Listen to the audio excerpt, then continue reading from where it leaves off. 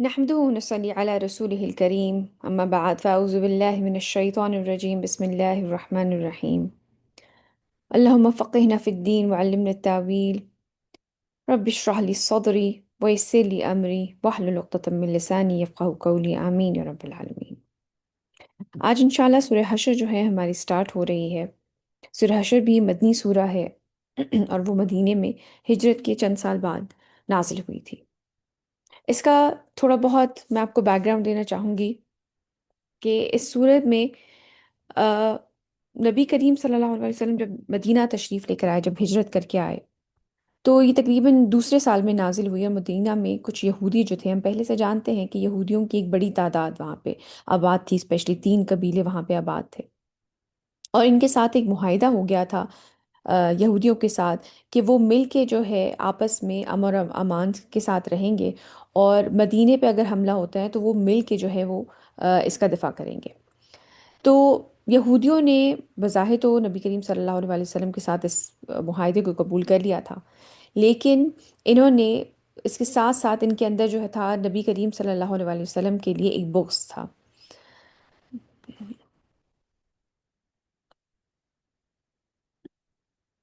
ہم نے بالکل ابھی سٹارٹ ہی کیا ہے اور میں بھی صرف بیک گراؤنڈ بتا رہی ہوں سورہ کا،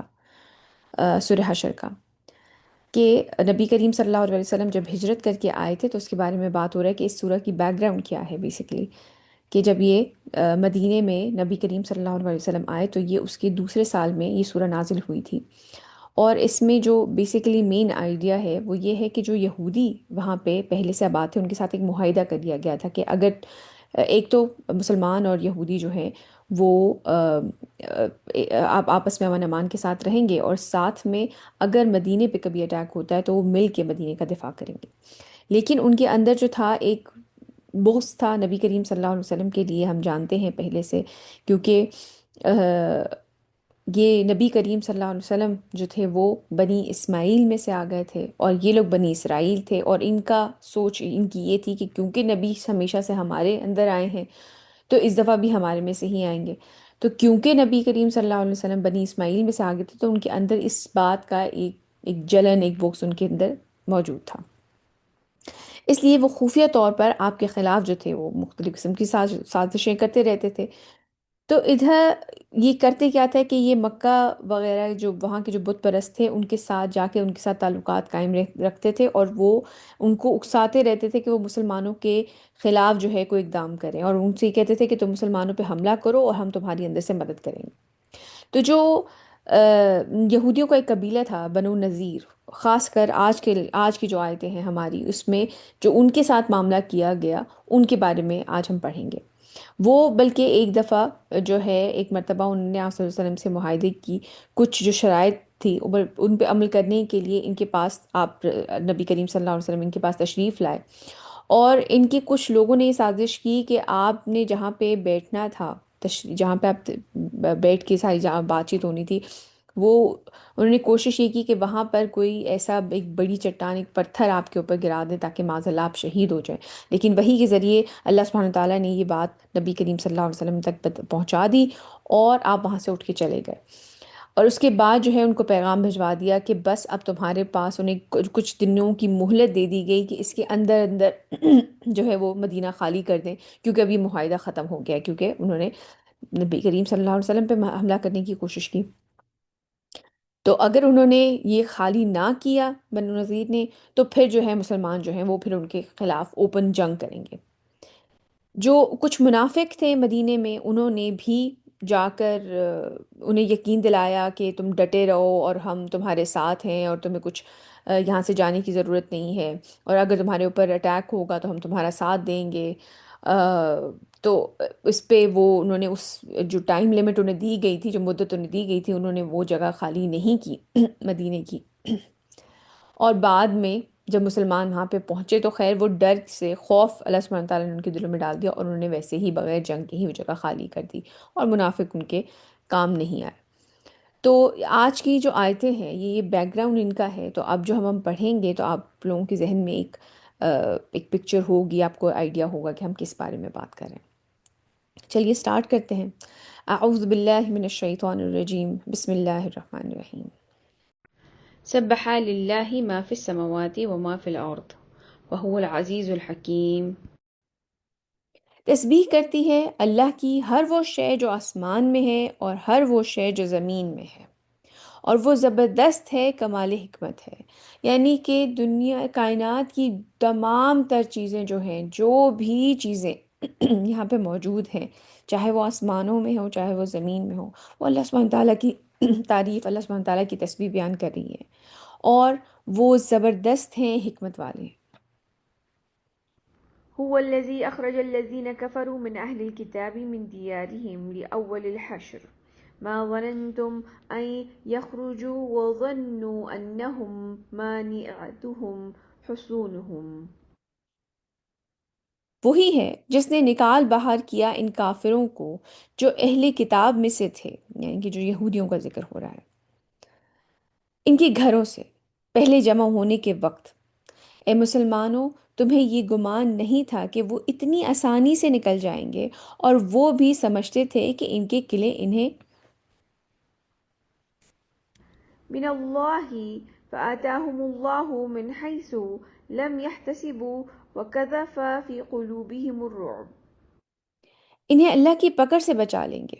نہ مسلمانوں کو یہ گمان تھا کہ یہ اتنی جلدی اتنی آسانی سے یہ خالی کر دیں گے، کیونکہ ان کے دلوں میں اللہ سبحانہ تعالیٰ نے روب ڈال دیا تھا، اور نہ ہی انہیں لگتا تھا کہ یہ جو قلعے ہمارے اتنے مضبوط قلعے ہیں، یہ ہمیں اللہ کی پکڑ سے بچا لیں گے، انہیں اللہ کی پکڑ سے بچا لیں گے۔ تو اللہ نے ان پر حملہ کیا وہاں سے جہاں سے انہیں گمان بھی نہ تھا۔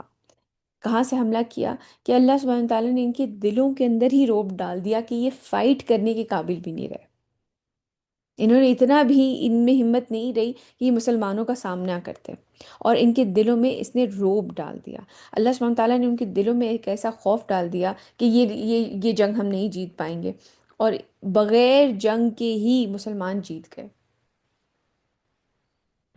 یخربون بیوتہم بأیدیہم وأیدی المؤمنین فاعتبروا یا اولی الابصار۔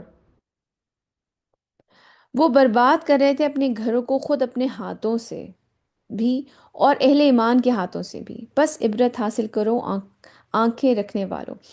جب وہ نبی کریم صلی اللہ علیہ وآلہ وسلم نے ان سے کہہ دیا کہ یہ ایک مدت ہے، اس مدت تک تم یہ جگہ خالی کر دو، تو نبی کریم صلی اللہ علیہ وسلم نے انہیں اس چیز کی اجازت دی تھی کہ جو بھی چیز بغیر اسلحہ کے، جو ویپنز تھے وہ نہیں، لیکن اس کے علاوہ جو بھی ان کی چیزیں ہیں وہ لے کے جا سکتے ہیں۔ تو انہوں نے خود اپنے گھروں کے دروازے اکھاڑ اکھاڑ کے لے کے چلے گئے وہ۔ تو اللہ سبحانہ تعالیٰ فرمانے کہ وہ خود اپنے ہاتھوں سے اپنے گھروں کو برباد کر رہے تھے، اور اہل ایمان کے ہاتھوں سے بھی، بس عبرت حاصل کرو اے آنکھیں رکھنے والوں۔ وَلَوْلَا أَن كَتَبَ اللَّهُ عَلَيْهِمُ الْجَلَاءَ لَعَذَّبَهُمْ فِي الدُّنْيَا وَلَهُمْ فِي الْآخِرَةِ عَذَابُ النَّارِ۔ اہل ایمان بیٹے جو مسلمان ہیں، اور اہل کتاب میں یہودی بھی آ جاتے ہیں اور نصرانی یعنی کہ کرسچنز بھی آ جاتے ہیں، اور اگر اللہ نے پہلے سے نہ لکھ دیا ہوتا ان پہ جلا وطن ہونا، تو انہیں سخت عذاب دیتا دنیاوی زندگی میں، اور آخرت میں ان کے لیے آگ کا عذاب ہوتا۔ یعنی کہ اللہ سبحانہ تعالیٰ نے ان کے لیے یہ چیز لکھ دی تھی کہ یہ اس دنیا اس جگہ سے، اس علاقے سے نکالے جائیں گے۔ اگر یہ نہ لکھا ہوتا تو اللہ سبحانہ تعالیٰ فرمانے ہیں کہ تو انہیں سخت عذاب دیتا دنیاوی زندگی میں، اور آخرت میں ان کے لیے آگ ہے۔ ذلك بأنهم شاقوا الله ورسوله ومن يشاق الله فإن الله شديد العقاب۔ یہ اس لیے کہ انہوں نے اللہ اور اس کے رسول صلی اللہ علیہ وسلم کی مخالفت کی، اور جو اللہ کی مخالفت پر کمر کس لے تو سمجھ لو کہ اللہ سزا دینے میں بہت سخت ہے۔ یعنی کہ ایک طرف تو مسلمانوں سے جب مسلمان وہاں پر آئے تو انہوں نے ان کے ساتھ معاہدے کیے کہ ٹھیک ہے امن سے رہیں گے، جوائنٹ ڈیفنس کریں گے، لیکن اپنی دل کے بغض کی وجہ سے انہوں نے مسلمانوں کے پیچھے سے ان پر آپ سمجھ لیں وار کرنا شروع کیا، کہ ان کو نقصان پہنچانے کی کوشش کی، کفار مکہ کے ساتھ جا کے گٹھ جوڑ کر لیا۔ ما قطعتم من لینة او ترکتموها قائمة على اصولها فبإذن الله وليخزي الفاسقين۔ تم نے کھجور کے جو درخت کاٹے یا جن کو چھوڑ دیا ان کی جڑوں پر کھڑے تو یہ اللہ کے اذن سے ہوئے، اور تاکہ وہ فاسقوں کو ذلیل رسوا کر دے، کیونکہ اٹیک کے لیے جو قریب کے جو درخت وغیرہ تھے، تاکہ اٹیک آسان ہو جائے، تو مسلمانوں نے وہ درخت وہاں سے ہٹائے۔ تو اس پر انہوں نے کہا کہ دیکھیں یہ بنتے تو یہ بڑے مسلمان ہیں، اور بڑا اس طرح کی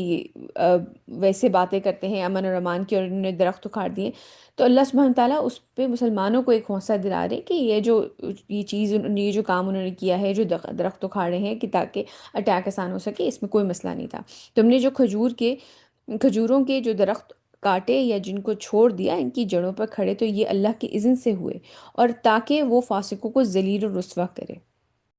وما أفاء الله على رسوله منهم فما أوجفتم عليه من خيل ولا ركاب ولكن الله يسلط رسوله على من يشاء والله على كل شيء قدير۔ اور جو مال کے ہاتھ لگا دیا اللہ نے اپنے رسول صلی اللہ علیہ وسلم کے ان بنو نذیر سے، تو اے مسلمانوں تم نے اس پر نہیں دوڑائے گھوڑے اور نہ اونٹ، لیکن مسلط کر دیتا ہے اللہ اپنے رسولوں کو جس پر چاہتا ہے، اور اللہ ہر چیز پر قادر ہے۔ ان کو یہ تو اجازت دے دی گئی تھی کہ وہ جو چیز چاہیں لے کے چلے جائیں، لیکن جیسے کہ وہاں پہ زمین وغیرہ تھی وہ تو ان کے ہاتھ لگ گئی مسلمانوں کے، اور زمین تو وہ اکھاڑ کے نہیں لے کے جا سکتے تھے، تو اس کا جو ملکیت تھی وہ مسلمانوں کے پاس آئی۔ ما أفاء الله على رسوله من أهل القرى فلله وللرسول ولذي القربى واليتامى والمساكين وابن السبيل كي لا يكونوا دولة بين الأغنياء منكم۔ جو مال بھی ہاتھ لگا دے اللہ اپنے رسول صلی اللہ علیہ وسلم کی بستیوں والوں سے تو وہ ہے اللہ کے لیے، رسول صلی اللہ علیہ وسلم کے لیے، قرابت داروں، یتیموں، مسکینوں اور مسافروں کے لیے، تاکہ وہ تم میں سے مالداروں ہی کے درمیان گردش میں نہ رہے۔ اب یہ جو جنگ جیتے ہیں تو یہ مال غنیمت کے رول میں نہیں آیا، یہ تو بغیر لڑے اللہ سبحانہ تعالیٰ نے ان کے دلوں میں روب ڈال دیا، اور وہ سب کچھ جو بھی اپنا جتنا سمیٹ سکتے تھے لے کے، باقی سب کچھ چھوڑ چھاڑ کے چلے گئے۔ کہ جو بھی وہاں پہ مال رہ گیا تھا وہ اللہ سبحانہ تعالیٰ فرما رہے ہیں کہ وہ اللہ کا ہے، ان کے رسول کا ہے، اور اس میں رشتہ ہے، اس میں حصہ ہے رشتہ داروں کا، یتیموں کا، مسکینوں کا، مسافروں کا۔ اور یہ اس لیے ہے کہ جو لوگ وہاں پر آئے تھے مسلمان، ان میں سے کچھ جو تھے وہ مالدار بھی تھے، تو ایسا نہ ہو کہ ایکول ڈسٹریبیوشن میں مال جو ہے وہ امیروں کے پاس ہی گردش کرتا رہے، اس سے ہر کوئی فیض یاب ہو۔ تو اس طرح کوئی جنگ تو کرنی نہیں پڑی کہ کوئی مسلمانوں کا نقصان ہوا ہو۔ تو یہ جو وہاں سے جو مال ملا ہے تو وہ مال غنیمت کی اس میں اس طرح سے نہیں آتا کہ اس کی ڈسٹریبیوشن ویسے ہوگی۔ تو جو مال بھی ہاتھ لگا دے اللہ اپنے رسول کے بستیوں والوں سے تو وہ ہے اللہ کے لیے، رسول صلی اللہ علیہ وسلم کے لیے، قرابت داروں، یتیموں، مسکینوں، مسافروں کے لیے، تاکہ وہ تم میں سے مالداروں ہی کے درمیان گردش میں نہ رہے، یعنی کہ ہر کوئی فیض یاب ہو۔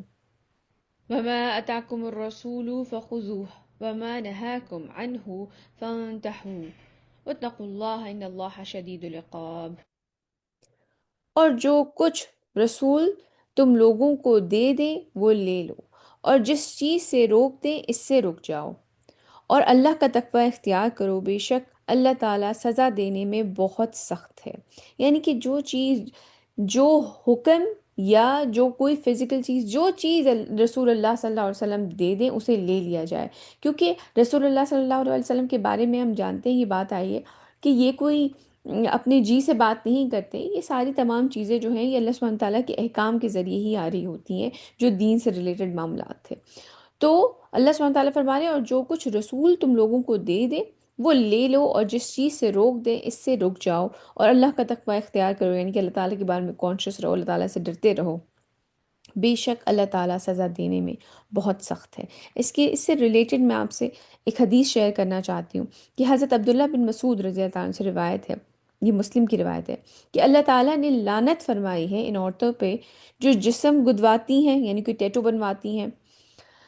اور ان پر جو چہرے کے بال نوچتی ہیں اکاڑتی ہیں، خاص کر جو ماتھے کے بال ہیں جو آئی بروز کے بارے میں ہیں، اور ان پر جو حسن کے لیے دانتوں کے درمیان فاصلہ پیدا کرتی ہیں، یعنی کہ ایک وہاں پہ اس وقت جو تھا، اب بھی کچھ جگہوں پہ یہ ٹرینڈ ہے کہ وہ دانتوں کے درمیان ایک فاصلہ، ایک اسپیس کریٹ کرتے ہیں، اور خوبصورتی کی نشانی سمجھی جاتی ہے، جو اللہ کی تخلیق کو بدلنے والی ہیں۔ یہ خبر بنو اسد کی ایک عورت تک پہنچی جنہیں یعقوب کہا جاتا تھا، اور وہ قرآن کریم کی تلاوت کیا کرتی تھیں۔ وہ ابن مسعود کے پاس آئیں اور کہنے لگیں، یہ کیا بات ہے جو مجھے آپ کی طرف سے پہنچی ہے کہ آپ ایسی عورتوں پہ لعنت بھیجتے ہیں جو گدواتی ہیں، یعنی کہ ٹیٹوز بنواتی ہے، چہرے کے بال صاف کرتی ہیں، اور خوبصورتی کے لیے دانتوں میں خلا پیدا کرتی ہیں، اور اللہ کی بنائی ہوئی ساخت کو بدلتی ہے۔ اس پر عبداللہ بن مسعود نے فرمایا، میں اس پر لعنت کیوں نہ بھیجوں جس پر رسول اللہ صلی اللہ علیہ وسلم نے لعنت فرمائی ہے، اور یہ اللہ کی کتاب میں بھی موجود ہے۔ اس عورت نے کہا، میں نے پورا قرآن شروع سے آخر تک پڑھا ہے، لیکن مجھے اس میں یہ کہیں نہیں ملا۔ عبداللہ بن مسعود نے فرمایا، اگر تم نے اسے غور سے پڑھا ہوتا تو تمہیں یہ ضرور مل جاتا کہ اللہ عز و جل نے یہ نہیں، کیا اللہ عز و جل نے یہ نہیں فرمایا، جو کچھ تمہیں رسول دے دے اسے لے لو، اور جس سے وہ تمہیں روک دے اس سے رک جاؤ۔ یہ جو آیت ابھی ہم نے پڑھی ہے، انہوں نے اس وقت یہ آیت تلاوت فرمائی، یعنی کہ نبی کریم صلی اللہ علیہ وسلم کی ذات ایسی ہے کہ ہمیں جو بھی حکم جو قرآن سے ملتا ہے، اور جو نبی کریم صلی اللہ علیہ وسلم نے حکم دیا ہے، وہ بالکل ایز اٹ از ہی مانا جائے گا۔ جیسے کہ آپ نے اگر ایسی عورتوں پہ لعنت فرمائی ہے تو یہ حکم میں آتا ہے کہ آپ پھر یہ چیز نہیں ہے، یہ الاؤڈ نہیں ہے اسلام میں۔ للفقراء المهاجرين الذين أخرجوا من ديارهم وأموالهم يبتغون فضلا من الله ورضوانا وينصرون الله ورسوله أولئك هم الصادقون۔ یہ خاص طور پر ان تنگ دست مہاجرین کے لیے ہے جو نکال دیے گئے اپنے گھروں، یعنی کہ جب وہاں سے مکہ سے لوگ ہجرت کر کے آئے ہیں تو وہ اپنا مال، اپنی جو بھی جائیداد تھی، جو بھی ان کا وہاں پہ کاروبار تھا، وہ سب کچھ چھوڑ کے آئے تھے نبی کریم صلی اللہ علیہ وسلم کی مدد کے لیے، ان کے ساتھ انہوں نے ہجرت کی تھی جب وہ ایمان لے کر آئے تھے۔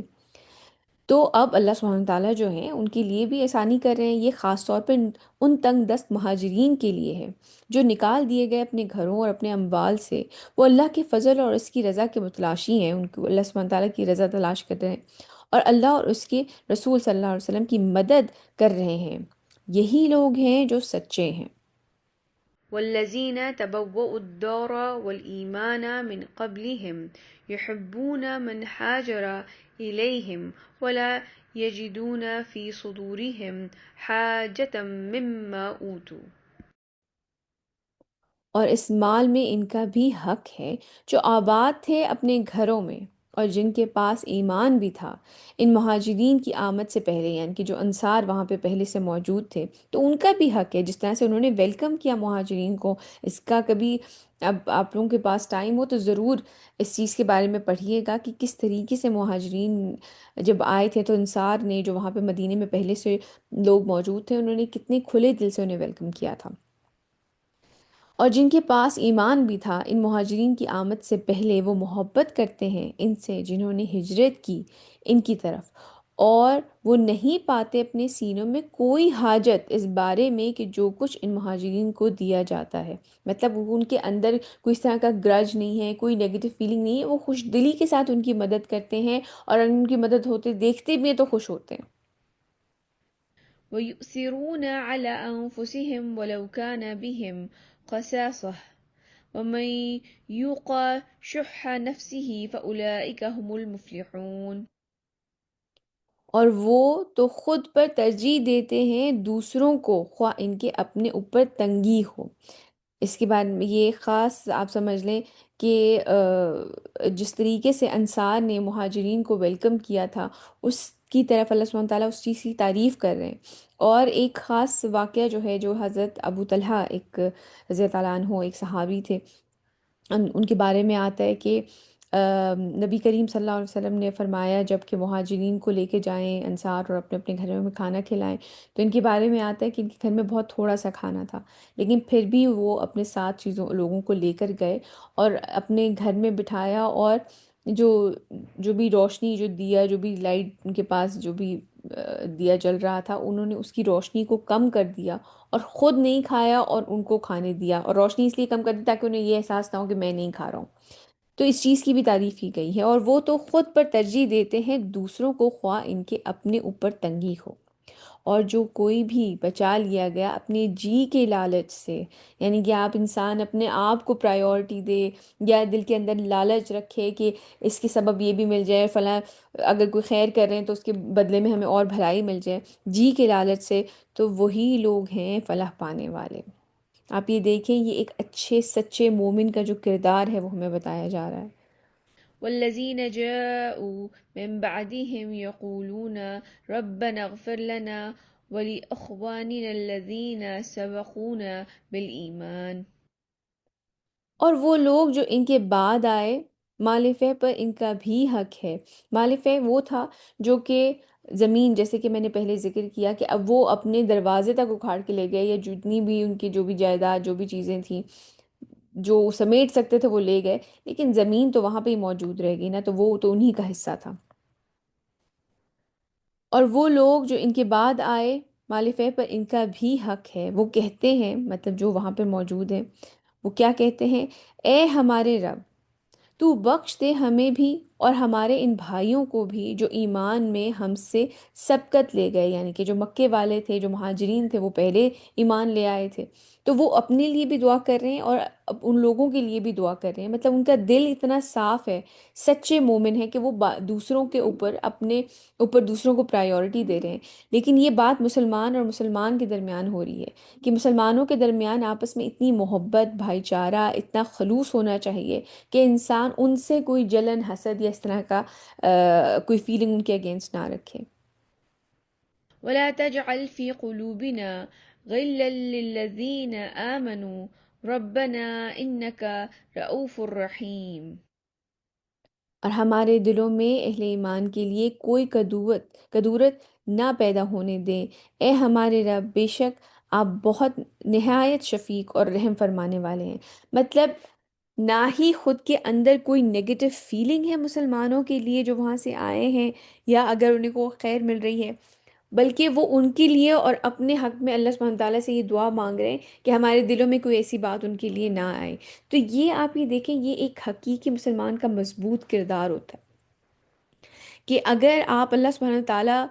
سے قریب ہونا چاہتے ہیں تو آپ اس طرح کی کوئی لالچ، مسلمان کے درمیان اس طرح کی کوئی لالچ نہ رکھیں۔ آپ دوسرے مسلمانوں کے لیے بھی اتنی ہی خیر چاہیں جتنی کہ آپ اپنے لیے چاہ رہے ہیں، حتیٰ کہ بڑھ کر چاہیں، کیونکہ اللہ سبحانہ تعالیٰ ان کی جو خوبی بیان کر رہے ہیں قرآن کے اندر وہ یہ ہے، اور وہ تو خود پر ترجیح دیتے ہیں دوسروں کو، خواہ ان کے اپنے اوپر تنگی ہو۔ اور جو کوئی بھی بچا لیا گیا اپنے جی کے لالچ سے، تو وہی لوگ ہیں فلاح پانے والے۔ اللہ سبحانہ تعالیٰ ہمیں ایسے لوگوں میں شامل فرما دے جو کہ اس طرح کی لالچ سے، مسلمان کے درمیان خاص کر ایک اس طرح کی نیگیٹو فیلنگ، ہم کسی کو آگے بڑھتا دیکھتے ہیں تو ہمیں اس سے جلن ہونے لگتی ہے، یا ہمیں یہ چیز لگی رہتی ہے کہ اچھا یہ اس نے کیسے اچیو کر لیا، یا اگر ہم وہ چیز اچیو نہ کر پا رہے ہوں تو ہمارے دل میں ہوتا ہے کہ اگلے سے بھی وہ چیز چھن جائے۔ تو یہ والی فیلنگ سے اللہ سبحانہ تعالیٰ ہمیں بچائیں، کیونکہ یہ خاصیت اللہ سبحانہ تعالیٰ ایسے مسلمانوں کی بتا رہے ہیں کہ وہ تو خود پر ترجیح دیتے ہیں دوسروں کو، خواہ ان کے اپنے اوپر تنگی ہو۔ اور جو کوئی بھی بچا لیا گیا اپنے جی کے لالچ سے، تو وہی لوگ ہیں فلاح پانے والے۔ ألم تر إلى الذين نافقوا يقولون لإخوانهم الذين كفروا من أهل الكتاب لئن أخرجتم لنخرجن معكم. کیا تم نے دیکھا نہیں ان لوگوں کو جو نفاق میں مبتلا ہیں، یعنی کہ منافقت ہے؟ وہ کہتے ہیں اپنے ان بھائیوں سے جنہوں نے اہل کتاب میں سے کفر کیا ہے کہ اگر تم لوگوں کو کبھی مدینے سے نکالا گیا تو ہم تمہارے ساتھ نکلیں گے۔ یہ ان منافقوں کا ذکر ہو رہا ہے جو کہ انہوں نے یہودیوں کے ساتھ مل کے یہ کہا کہ اگر تمہیں نکالا گیا تم فکر نہیں کرو، تم ڈٹے رہو۔ جب ان کو دے دیا تھا، ایک وقت دے دیا تھا کہ اس سے پہلے پہلے یہاں اب مدینے سے نکل جاؤ، کیونکہ انہوں نے جو بھی عہد ہوا تھا اس کی خلاف ورزی کی تھی، تو ان سے کہا کہ نہیں، تم ڈٹے رہو اپنی جگہ پہ اور ہم تمہارے ساتھ ہیں، اور اگر تمہیں نکالا گیا تو ہم بھی تمہارے ساتھ نکلیں گے۔ تو یہ اب ان کے بارے میں بات ہو رہی ہے۔ ولا نطيع فيكم عهدا أبدا وإن قتلتم لننصرنكم والله يشهد إنهم لكاذبون. اور تمہارے معاملے میں ہم کسی کی بھی اطاعت نہیں کریں گے. اب ان کی جو منافقوں کا کردار بتایا جا رہا ہے کہ وہ کس طرح سے بنو نذیر کے جو یہودی تھے ان سے یہ کہہ رہے تھے کہ تم یہاں پہ ڈٹے رہو اور تمہیں نکلنے کی ضرورت نہیں ہے، اور ہم اگر تمہیں انہوں نے نکالا تو ہمارے تمہارے ساتھ جائیں گے، اور ہم تمہارے معاملے میں کسی کی اور بات نہیں مانیں گے، اور تمہارے معاملے میں ہم کسی کی بھی اطاعت نہیں کریں گے، اور اگر تمہارے ساتھ جنگ کی گئی تو ہم لازماً تمہاری مدد کریں گے. اب وہ منافق ہیں. ہم نے پچھلی سورہ میں بھی پڑھا تھا کہ نہ یہ ان کی اس طرف ہیں پورے مسلمانوں کی طرف، نہ ہی یہ ان کے ساتھ ہیں، صرف اوپر اوپر سے یہ باتیں کرتے ہیں. اور اللہ گواہی دیتا ہے کہ یہ بالکل جھوٹے ہیں. لئن أخرجوا لا يخرجون معهم ولئن قتلوا لا ينصرونهم ولئن نصروهم ليولن الأدبار ثم لا ينصرون. اگر وہ نکالے گئے تو یہ ان کے ساتھ نہیں نکلیں گے. اللہ سبحانہ تعالیٰ کو تو دلوں کے حال جانتے ہیں نا. آپ کو یاد ہوگا جو پچھلی ہم نے سورہ پڑھی ہے، اس میں اللہ سبحانہ تعالیٰ نے سورہ مجادلہ میں کہ ہم نے اس کے اوپر بات کی تھی، تو جو کہ مین جو تھیم تھی نا اس سورہ کی، وہ یہ تھی کہ چاہے کسی بند کمرے کے اندر بات کی جا رہی ہے، چاہے کسی ایک جگہ پہ بیٹھ کے چند لوگ آپس میں بات کر رہے ہیں، چاہے کسی کے دل کے اندر کوئی خیال آ رہا ہے، اللہ سبحانہ تعالیٰ ان سب سے واقف ہیں کہ ان لوگوں کے دلوں میں اصل میں کیا ہے. تو جو منافق اگر اوپر اوپر سے یہ ساری باتیں کر بھی رہے تھے تو اللہ سبحانہ تعالیٰ تو ان کے دلوں کے حال جانتے ہیں. اللہ سبحانہ تعالیٰ فرما رہے ہیں کہ یہ جو کچھ کہہ رہی ہیں یہ بالکل جھوٹے ہیں. اگر وہ نکالے گئے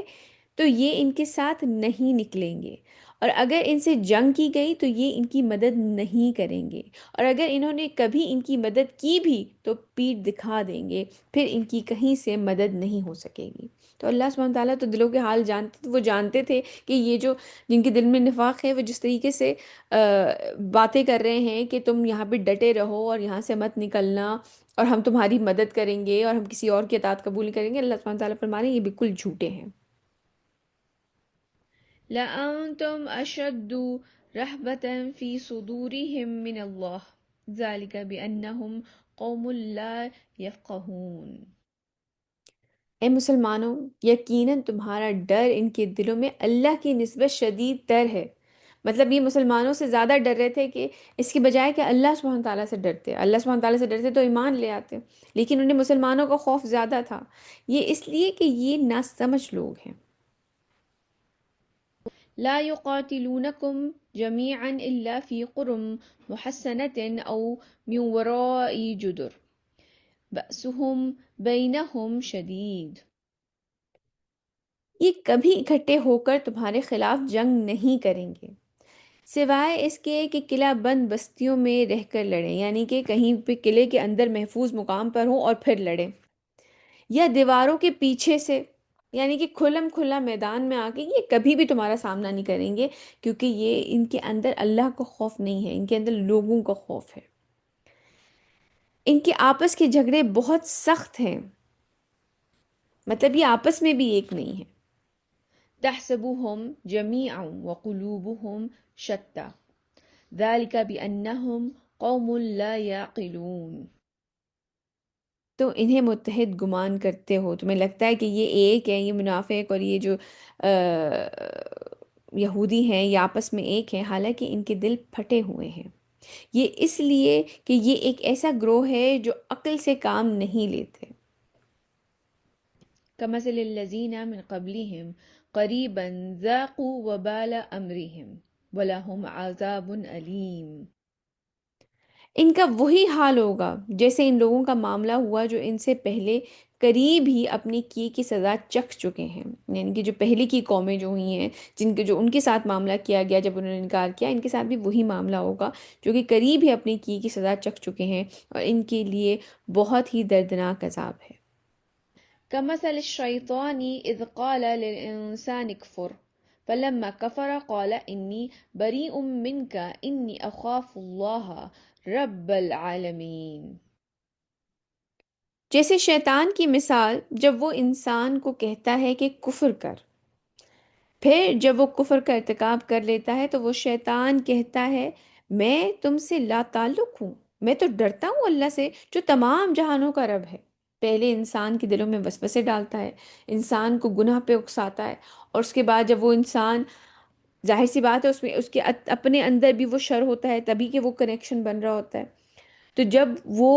وہ گناہ، وہ برائی کر بیٹھتا ہے تو پھر وہ شیطان پیچھے ہٹ جاتا ہے۔ جیسے کہ بدر کے موقع پہ بھی ہم جانتے ہیں کہ اس کے بارے میں بھی آتا ہے کہ وہ شیطان جو تھا وہ ان کو اکسایا کرتا تھا کہ ہاں بڑھو، ان کے اوپر اٹیک کرو، تھوڑے سے مسلمان ہیں تم لوگ ختم کر دو گے، اس قصے کو یہیں ختم کرو۔ لیکن جب انہوں نے دیکھا کہ فرشتوں کی مدد کس طرح آئی تھی بدر پہ، تو وہ اسی وقت پیچھے ہٹ کے دوڑ گیا تھا۔ تو اسی طرح شیطان کا معاملہ یہی ہے۔ اللہ سبحانہ تعالیٰ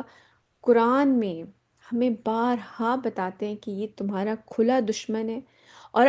دیکھیے یہ والی وہ چیزیں ہیں جو کہ غیب میں ہے، ہم اپنی آنکھوں سے دیکھ نہیں سکتے، لیکن آپ یہ دیکھیں کہ اللہ سبحانہ تعالیٰ ہمیں ایک ٹیکسٹ میں یہ لکھا ہوا بتا رہے ہیں کہ اس کا شیطان کا وار کیسا ہوتا ہے، وہ کیا کرتا ہے اور پھر کس طرح خود پیچھے ہٹ جاتا ہے۔ جیسے شیطان کی مثال، جب وہ انسان کو کہتا ہے کہ کفر کر، پھر جب وہ کفر کا ارتکاب کر لیتا ہے تو وہ شیطان کہتا ہے میں تم سے لا تعلق ہے، میرا تم سے کوئی تعلق نہیں، میں نے نہیں، میں تمہارے اس میں کسی کام میں انوالو نہیں ہوں، میں تو ڈرتا ہوں اللہ سے جو تمام جہانوں کا رب ہے۔ وہ تو جانتا ہے اللہ سبحانہ تعالیٰ کو، اس نے صرف انسان کو سجدہ کرنے سے انکار کیا تھا۔ اللہ سبحانہ تعالیٰ سے وہ بڑے، ان کی قدرت سے، ان کی اللہ سبحانہ تعالیٰ کی پریزنس سے، ان کے رب ہونے سے وہ بڑے اچھے طریقے سے واقف ہے۔ وكان عاقبتهما أنهما في النار خالدين فيها وذلك جزاء الظالمين۔ تو ان دونوں کا انجام یہ ہے کہ وہ آگ میں رہیں گے ہمیشہ ہمیش، اور یہی ہے بدلہ ظالموں کا۔ يا أيها الذين آمنوا اتقوا الله ولتنظر نفس ما قدمت لغد واتقوا الله إن الله خبير بما تعملون۔ بہت امپورٹنٹ بات آ رہی ہے بیٹے، اے اہل ایمان، اللہ کا تقوی اختیار کرو اور ہر جان کو دیکھتے رہنا چاہیے کہ اس نے کل کے لیے کیا آگے بھیجا ہے۔ ہمیں مستقل اپنا موازنہ کرتے رہنا چاہیے، اپنے اپنے آپ کو سیس کرتے رہنا چاہیے کہ are we on the right path, کیا ہم سے کوئی غلطی، کیا کوئی ہم سے کوتاہی تو نہیں ہو رہی ہے۔ اور اللہ کا تقوی اختیار کرو، یقیناً تم جو کچھ کر رہے ہو اللہ اس سے باخبر ہے۔ تو یہ یاد رکھیں کہ یہ ایک کانسٹنٹ بیٹل ہے جو کہ ہم لڑ رہے ہیں، اور اپنا جو اپنا کمپس ہے نا، جو اپنا قبلہ ہے، وہ بار بار اس کے اوپر چیک رکھنا ہے کہ ہم صحیح ڈائریکشن میں جا رہے ہیں یا نہیں جا رہے ہیں، کیا ہم راہ راست پر ہیں کہ نہیں، کہ ہمیں یہ چیز، اس چیز کے بارے میں مستقل اللہ سبحانہ تعالیٰ فرما رہے ہیں کہ اے اہل ایمان اللہ کا تقوی اختیار کرو اور ہر جان کو دیکھتے رہنا چاہیے کہ اس نے کل کے لیے کیا آگے بھیجا ہے، اور اللہ کا تقوی اختیار کرو، اس بارے میں ہمیشہ کانشیس رہیں کہ ہم اپنی زندگی کیسے گزار رہے ہیں، کیا ہم صحیح راستے پر ہیں یا نہیں ہیں، اپنا موازنہ کرتے رہنا چاہیے۔ آپ وے کرتے رہیں کہ کیا میں صحیح کئی دفعہ یہ ہوتا ہے کہ ہم اب بگ پکچر صحیح کام کر رہے ہوتے ہیں، لیکن کچھ نہ کچھ ایسا ہماری زندگی میں کوئی ایسی چیز شامل ہوتی ہے جہاں سے آپ سمجھ لیں جیسے انسان کہیں سے بلیڈ کر رہا ہوتا ہے نا، اگر انسان باقی ساری جگہ سے تندرست ہے اور کسی ایک جگہ سے اس کے خون مستقل بہہ رہا ہے بہہ رہا ہے بہہ رہا ہے بہہ رہا ہے، تو ایک وقت آئے گا کہ وہ کمزور ہو کے گر پڑے گا۔ تو اسی طرح اپنی اپنی جو ایمان کی باڈی ہے نا، اس کو پورے طریقے سے اس کا خیال رکھنا ہے، اس کو سالم رکھنے کی کوشش کرنی ہے کہ انسان جو ہے اپنے آپ کے بارے میں اس طرح سے کانشیس رہے۔ آگے چلتے ہیں۔ ولا تكونوا كالذين نسوا الله فأنساهم أنفسهم أولئك هم الفاسقون۔ اور اے مسلمانوں، دیکھنا تم ان لوگوں کی طرح نہ ہو جانا جنہوں نے اللہ کو بھلا دیا تو اللہ نے انہیں اپنے آپ سے غافل کر دیا، یہی لوگ ہیں جو فاسق ہیں۔ ایک اور یہ بڑی امپورٹنٹ بات ہے کہ انسان جو ہے، اگر انسان اللہ سبحانہ وتعالیٰ کو بھول جائے، اپنی زندگی کی ایکویشن سے اللہ سبحانہ وتعالیٰ کو نکال دے، تو اللہ سبحانہ وتعالیٰ فرما رہے ہیں کہ جنہوں نے اللہ کو بھلا دیا تو اللہ نے انہیں اپنے آپ سے غافل کر دیا۔ ایک ہماری اپنی ذات ہوتی ہے بیٹا، اور ایک وہ روح ہے جو ہمارے اندر پھونکی گئی ہے۔ اگر ہم اللہ سبحانہ تعالیٰ کو بھول جائیں گے تو ہم اپنی اس روح کو، اپنی زندگی کے اصل مقصد کو بھول جائیں گے، اپنی زندگیوں میں ہی پھر اصل تو آپ دیکھیں نا، وہ جو روحانیت ہے ہمارے اندر، جو روح پھونکی گئی ہے، اصل تو ہماری بینگ وہ ہے۔ باقی تو یہ جسم مٹی کا ہے، اور یہیں کی سے ہماری ساری خواہشات جو ہیں وہ پوری ہو رہی ہیں، تو انسان ایک حیوانی زندگی گزار کے ہی چلا جائے گا۔ باقی تو حیوانوں والی چیزیں ہیں، ہاتھ ہے، پاؤں ہے، زبان ہے، آنکھیں، سب کچھ وہی ہے۔ تو انسان تو پھر اسی طرح کی زندگی گزار، اگر آپ اللہ سبحانہ تعالیٰ کو بھول جائے انسان، اور اپنی زندگی کی ایکویشن سے ان کو نکال دے، تو پھر انسان حیوانوں والی زندگی گزارے گا نا۔ کیونکہ اللہ سبحانہ تعالیٰ فرما رہے کہ پھر جنہوں نے اللہ کو بھلا دیا تو اللہ نے انہیں اپنے آپ سے غافل کر دیا۔ تو انسان وہ کنیکشن لوز کر دے گا اللہ سبحانہ تعالیٰ سے، پھر حیوانوں والی زندگی رہ جائے گی۔ پھر آپ اپنی زندگی کا اصل مقصد، آپ کو اس دنیا میں کیوں بھیجا گیا تھا، آپ وہی بھول جائیں گے، انسان وہی بھول جائے گا۔ اس کو یہی نہیں یاد رہے گا کہ میرا اصل میں یہاں پہ آنے کا مقصد کیا تھا، اور مجھے کہیں پہ واپس جا کے جواب دینا۔ اور یہ ہمارا سب سے بڑا نقصان ہوگا، کیونکہ یہ زندگی تو بڑی ٹیمپریری ہے۔ اگر آپ اصلی لائف کے بارے میں بھول جائیں، تو پھر تو آپ اس کے لیے پرفارم بھی نہیں کریں گے، پھر آپ اس کے لیے اسٹرائیو بھی نہیں کریں گے، آپ کوشش بھی نہیں کریں گے اس کے لیے، اور اس سے بڑا نقصان اور کیا ہوگا؟ تو اس لیے اپنی زندگی کے ہر معاملے میں یہ بہت ضروری ہے کہ انسان اللہ سبحانہ تعالیٰ کو یاد رکھے، ان سے کنیکٹڈ رہے۔ دیکھیں آج کل ہمارے ارد گرد، آپ لوگ خود سوشل میڈیا سے بڑے اس طریقے سے اچھے سے کنیکٹڈ ہوں گے، آپ دیکھ رہے ہیں کہ ہمارے ارد گرد آج کل بہت کچھ ہو رہا ہے، بہت کچھ ہو رہا ہے۔ ہمیں نہیں سمجھ آ رہا کہ کون سی بات سچ ہے اور کون سی کانسپریسی تھیوری ہے، کیا سچ ہے کیا جھوٹ ہے، کیا بس آدھا سچ ہے کیا پورا جھوٹ ہے۔ ہم اس وقت دنیا کے اندر بڑا کچھ ہو رہا ہے، جس میں شو کچھ اور کروایا جاتا ہے اور پس پردہ کچھ اور ہو رہا ہوتا ہے۔ تو ایسی سچویشن میں اپنے رب سے کنیکٹڈ رہیں، قرآن سے کنیکٹ، اور ان سے کنیکٹڈ رہنے کا ذریعہ یہ قرآن ہے۔ اس میں، اس کتاب کے اندر ایسے ایسے ونڈرز ہیں کہ جو ان سے کنیکٹڈ رہے گا نا، اللہ سبحانہ تعالیٰ اس کو بچا کے رکھیں گے ان آنے والے فتنوں سے۔ اور اگر آپ نے اس قرآن کو اپنی ایکویشن سے، اپنی زندگی سے نکال دیا، تو پھر آپ بالکل انسان ایک سوکھے پتے کی طرح ہوتا ہے کہ ہوا اس کو کہیں کی کہیں اڑا کے لے جائے،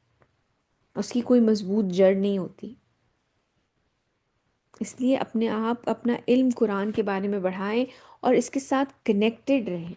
اور صاف دل کے ساتھ اللہ سبحانہ تعالیٰ سے ہدایت مانگتے رہیں کہ یا اللہ جو صحیح رستہ ہے وہ ہمیں دکھا دے، اپنی زندگی کے ہر معاملے میں، ہر معاملے میں، چھوٹی سے چھوٹی چیزوں کے لیے اللہ سبحانہ تعالیٰ سے دعا کیا کرے، تاکہ وہ کنیکشن قائم رہے۔ کیونکہ اگر ہم اللہ سبحانہ تعالیٰ کو بھلا دیں گے، تو اللہ سبحانہ تعالیٰ فرمانے تو اللہ نے انہیں اپنے آپ سے غافل کر دیا۔ آپ کا وہ کنیکشن، وہ جو روح تھی، وہ اس روح کا کنیکشن ہی ٹوٹ گیا۔ اس دنیا میں سروائیو کرنے کا سین طریقے، مطلب ہوش و حواس میں رہتے ہوئے اس دنیا میں صحیح رہنے کا صحیح طریقہ یہ ہے کہ آپ اپنی جڑوں کے ساتھ جڑے رہیں، اور جو آپ کی ایکچول سیلف ہے، جو آپ کی روح ہے، اس کو تقویت ملتی ہے اس قرآن سے۔ یہ ہے اصل میں آپ کی روٹ، ہم سب کی روٹ اصل میں یہ ہے۔ جب ہم اس سے ڈسکنیکٹ کرتے ہیں، تو پھر آپ اس پودے کی طرح، ہم اس پودے کی طرح ہو جاتے ہیں جس کو ہوا کہیں بھی اڑا کے لے جائے۔ پھر آپ کو اس کی فلاں ایکس وائی زی کی آئیڈیالوجی بھی صحیح لگتی ہے، پھر آپ کو کوئی غلط نہیں لگتا، پھر آپ کو یہ وہ لوگ جو کہ میڈیا پہ آ رہے ہیں اور بڑے امیر ہیں یا بڑے انسپائرنگ ہیں یا بڑے کوئی ٹیکنالوجی میں کام کر رہے ہیں، پھر آپ کو یہ سب لوگ اٹریکٹ کرتے ہیں اور آپ ان سب کے پیچھے لگنے، انسان ان کے پیچھے لگنا شروع ہو جاتا ہے، ان کے پیچھے لگنے کے لیے تیار ہو جاتا ہے۔ کیوں؟ کیونکہ اگر کوئی اپنا پاس کوئی بیک گراؤنڈ ہی نہیں ہے، کوئی بیک گراؤنڈ نالج نہیں ہے، کچھ پتہ ہی نہیں ہے کہ اصل میں انسان کی زندگی کا مقصد کیا ہے، تو پھر تو یہ ہوائیں کہیں بھی اڑا کے لے جائیں انسان کو۔ اس لیے اپنے دین کے اندر وہ مضبوطی لے کر آئیں، اپنی جڑوں کو مضبوط کریں۔ وہ جڑیں کس طرح مضبوط ہوں گی؟ جب آپ کو قرآن کا علم حاصل ہوگا، آپ کو یہ پتہ چلے گا کہ جس نے ایکچول انسان کو بنایا ہے وہ اس انسان سے کیا چاہتے ہیں۔ یہ ہے طریقہ اپنی جڑوں کو مضبوط کرنے کا۔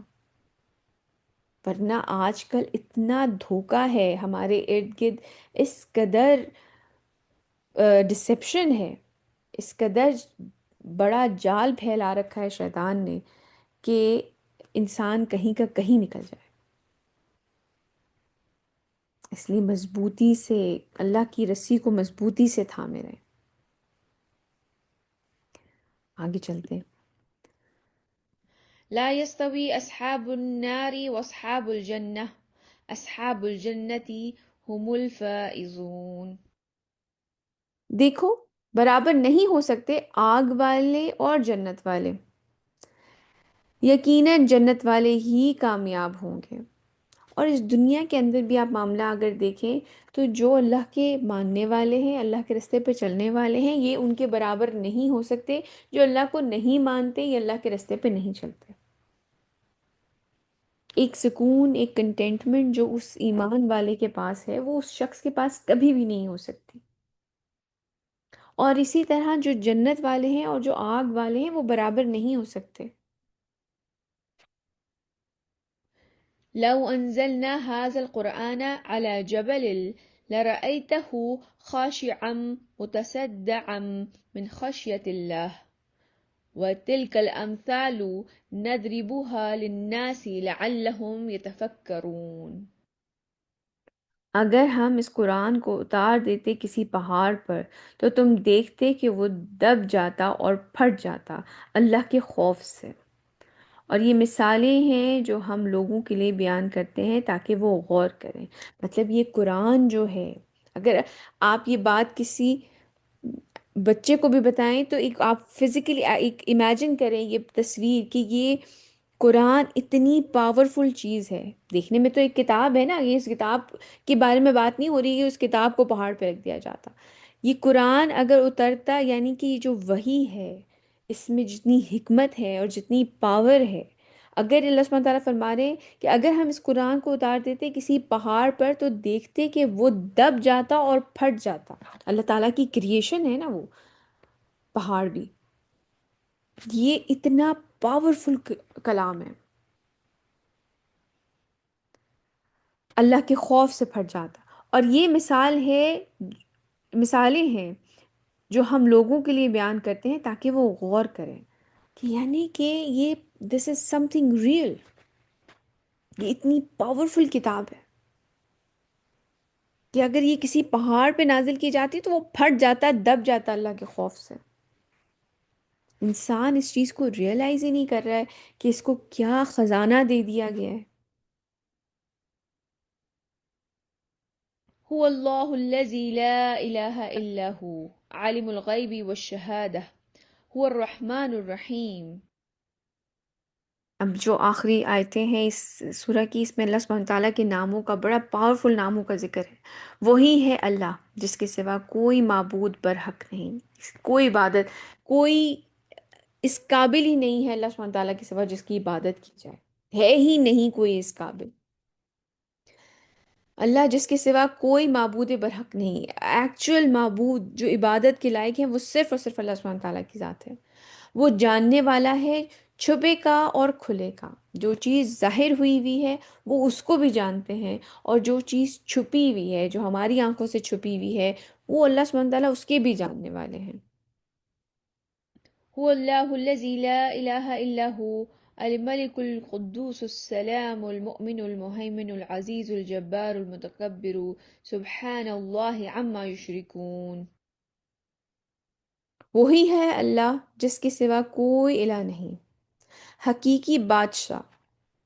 یکسر پاک سراپا سلامتی اور ہر اعتبار سے سالم، امن دینے والا، پناہ میں لینے والا، زبردست، اپنے حکم بزور نافذ کرنے والا۔ اللہ سبحانہ تعالیٰ کو کوئی روکنے والا نہیں ہے، سب بڑائیوں کا مالک۔ اللہ پاک ہے ان تمام چیزوں سے جو یہ شرک کرتے ہیں۔ هو الله الخالق الباري المصور له الأسماء الحسنى يسبح له ما في السماوات والأرض وهو العزيز الحكيم. وہی ہے اللہ تخلیق کا منصوبہ بنانے والا، وجود بخشنے والا، صورت گری کرنے والا، تمام اچھے نام اسی کے لیے ہیں۔ اسی کی تسبیح کرتی ہے ہر وہ چیز جو آسمانوں میں ہے اور زمین میں ہے، اور وہ بہت زبردست کمال حکمت والا ہے۔ آج کا ہمارا لیسن یہیں تک۔ آج کے ہم کی ایکشنز دیکھ لیتے ہیں کہ ایک حقیقی مسلمان کا جو مضبوط کردار ہے، جیسے کہ اللہ سبحانہ تعالیٰ نے انصار کی تعریف کی ہے کہ ان کے دلوں کے اندر کوئی بھی نگیٹیوٹی نہیں تھی مسلمانوں کے لیے کہ جو بھی خیر مہاجرین کو مل جائے، بلکہ وہ تو خود پر بھی ترجیح دیتے ہیں۔ اللہ سبحانہ تعالیٰ ان کے بارے میں بتاتے ہیں کہ اور وہ تو خود پر ترجیح دیتے ہیں دوسروں کو، خواہ ان کے اپنے اوپر تنگی ہو۔ یہ ایک مضبوط کردار ہے مسلمان کا۔ اور جو کوئی بھی بچا لیا گیا اپنی جی کے لالچ سے کہ مجھے حاصل ہو جائے سب کچھ، اس کے برعکس کہ مل جائے، لوگوں کو خیر ملے، لوگوں کو خیر ملے، تو وہی لوگ ہیں فلاح پانے والے۔ اس کے ساتھ ساتھ ہمیں اپنی زندگیوں کے بارے میں ہر وقت اپنی زندگیوں کو اسیس کرتے رہنا چاہیے کہ کیا ہم راہ راست پر ہیں کہ نہیں۔ اللہ سبحانہ تعالیٰ فرماتے ہیں کہ اللہ کا تقوی اختیار کرو، اور ہر انسان کو، ہر ایک کو اپنے آپ کو اسیس کرتے رہنا چاہیے، کہ اپنا موازنہ کرتے رہنا چاہیے کہ کیا میں صحیح رستے پر ہوں یا نہیں ہوں، کیا میں یہ کام ٹھیک کر رہی ہوں یا نہیں کر رہی ہوں، کیا یہ دین، کیا یہ قرآن اور سنت کے مطابق ہے یا نہیں ہے۔ وہ بات ہمیشہ یاد رکھیے گا کہ نیکی کی دو شرائط ہیں، ایک یہ کہ وہ خاص کر اللہ سبحانہ تعالیٰ کی خوشنودی کے لیے ہو، اور دوسرا کہ وہ قرآن اور سنت سے ثابت ہو، اپنی طرف سے ایجاد نہیں کرنی ہے، وہ بدعت ہے۔ تو انسان ہر وقت اس بارے میں کانشیس رہے کہ جو زندگی میں اس وقت گزار رہی ہوں، کیا یہ اس میں کوئی ایسی چیز تو نہیں ہے کہ میرے سے کوئی نافرمانی ہو رہی ہے، کیا میں راہ راست پر ہوں کہ نہیں۔ اور اس کے ساتھ ساتھ اگر اللہ سبحانہ تعالیٰ فرماتے ہیں کہ اگر انہوں نے مجھے بھلا دیا تو میں نے انہیں اپنے آپ سے غافل کر دیا۔ تو اگر آپ اپنی زندگی میں اللہ سبحانہ تعالیٰ کو یاد نہیں رکھیں گے، اس ایکویشن سے اللہ سبحانہ تعالیٰ، اگر اس ایکویشن میں ہماری زندگی کی ایکویشن میں اللہ سبحانہ تعالیٰ موجود نہیں ہوں گے، تو ہم اپنے آپ سے غافل کر دیے جائیں گے۔ ہمارا وہ کنیکشن جو روح کا کنیکشن ہے وہی ختم ہو جائے گا، وہ تعلق نہیں رہے گا ہم لوگوں کا۔